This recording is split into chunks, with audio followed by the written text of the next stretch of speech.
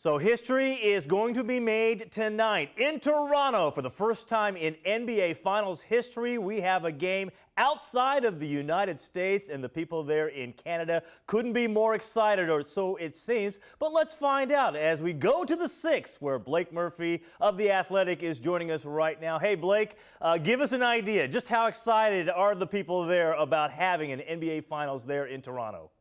It's pretty crazy. I got up this morning and already there are tweets and Instagram posts of people lining up for Jurassic Park. So the outdoor kind of viewing party that the Raptors do every game, that normally opens up about 2 hours before the game. It's already got people lined up, people wanting to watch. Obviously, inside the arena, the ticket price was a hot commodity, but we're going to have people lined up outside, probably in the thousands. A couple of the other cities around the Greater Toronto area are doing viewing parties as well. I think as far as Kingston, maybe even Vancouver are doing them. The excitement level here is it's pretty off the charts. Wow, so coast to coast, everyone is backing Canada's team, the Toronto Raptors. That's really cool to see. And we heard, by the way, the #1 fan, or at least we think he is, at least that's the way we see things from this side of the border, Drake, apparently getting in trouble with the NBA. They want him to cool it down a little bit. What more can you tell us about that situation?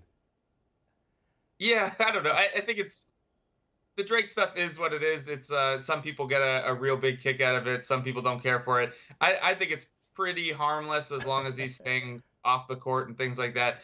The big surprise for me is Drake hasn't released a song today. I thought for sure game 1 of the NBA Finals in Drake's city, he'd have some new music to go with this. We still have a few hours before tip-off, so maybe there is a surprise coming our way. So we'll wait and see about that. Of course, the big story, at least one of them as far as the Raptors are concerned, the health of Kawhi Leonard, who has been fantastic in leading this team to this point of the season. But what is the latest as far as his injury?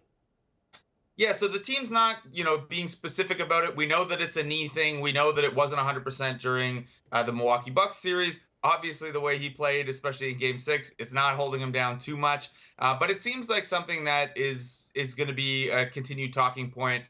They'll look at his minutes load. They'll look at how he feels after each game. The 4 days off here and then the extra days off between almost every game this whole series. The hope is that helps him manage that and he can be something closer to 100% each game. Obviously, it's not slowing him down a ton, but it's something to keep an eye on. Have they officially called it any particular injury besides a lower leg injury, something that we might see from the Toronto Maple Leafs as opposed to the Toronto Raptors?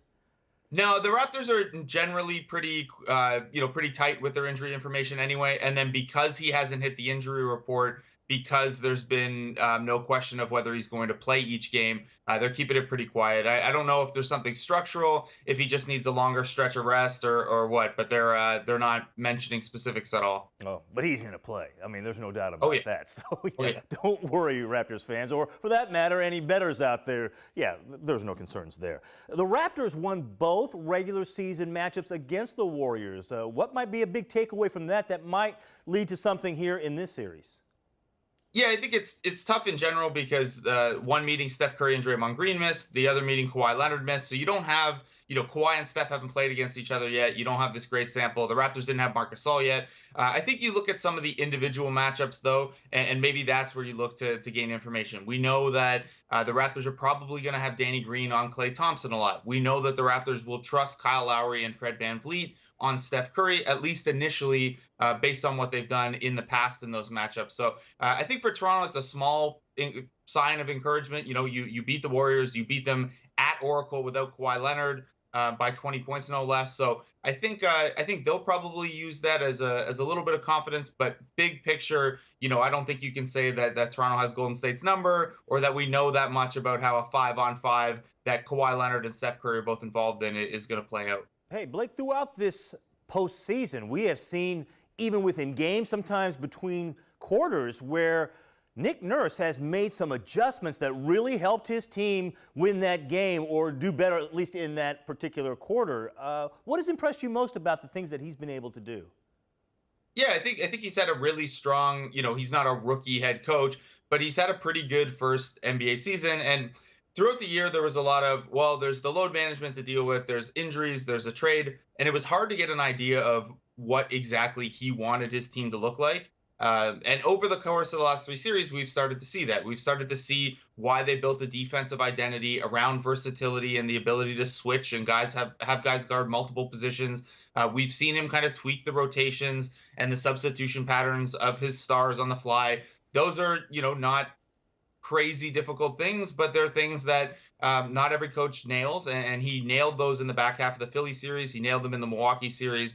The Milwaukee series, I thought the Raptors made some good defensive adjustments to try to slow Giannis Antetokounmpo, and then they made some good offensive adjustments around all the pressure that Kawhi Leonard was receiving to try to make his passes a little easier, because historically Leonard hasn't been an elite playmaker. They found ways to get guys into position for him to outlet them a little bit better. Heading into this series, I'm very curious how it looks. I think the Raptors are going to probably start out pretty straight up 5-5 matchup with the Warriors, but Nurse is going to have them switch a lot. He's going to change the matchups out of timeouts pretty regularly to keep Golden State from getting comfortable. I'm really curious to see how this series goes for him, because obviously he's up against a very good head coach in Steve Kerr as well. Sure, yeah. So you have a team that's going for a three-peat, a fourth title over 5 years, and even though they're not at full strength, and maybe, depending on how long this series goes, we might see both Kevin Durant and DeMarcus Cousins come back for the Warriors. But right now, as things stand going into tonight's Game 1, where might the Raptors hold the edge? Yeah, I think there are a couple places. Without Kevin Durant and if DeMarcus Cousins isn't playing, I think the Raptors maybe trust their depth a little bit more. They have an 8-man rotation, and OG Anunoby might be on the mend. He's questionable for Game 1 after missing the last couple of weeks with an emergency appendectomy. So the Raptors might trust a little deeper on the depth chart than Golden State does. I think the Raptors, without Kevin Durant, have a little bit more shooting talent if they can get the ball to those shooters. I know Golden State had a very good three-point percentage during the regular season. The Raptors were the best three-point shooting team after the trade deadline and really seemed to figure that out in the Milwaukee series. The Raptors are also an elite transition scoring team, and I know that that's true for Golden State as well, but Golden State tends to be a little more friendly with the turnovers they give up. The Raptors play a low turnover game. The Warriors will make some miscues that can let an opponent get out and run. So I think those are kind of the areas you're going to look at for Toronto to try to take advantage. If they can force Golden State into turnovers and use some of their ball movement against them like that, I think that'll make the Toronto offense look much better than it does in the half court. All right, so given everything you just told us here over the last couple of minutes, everything that you know and what you've seen, what's your prediction for the NBA Finals? I hate predictions. I think probabilistically, and I think the Raptors have probably like a 35% chance to win this series, maybe a little higher if you told me Durant was out for the series. Assuming Durant is back sometime around Game 3 or Game 4, I have it Warriors in 6 right now. I feel awful about it. That's how predictions work, though, I guess, right?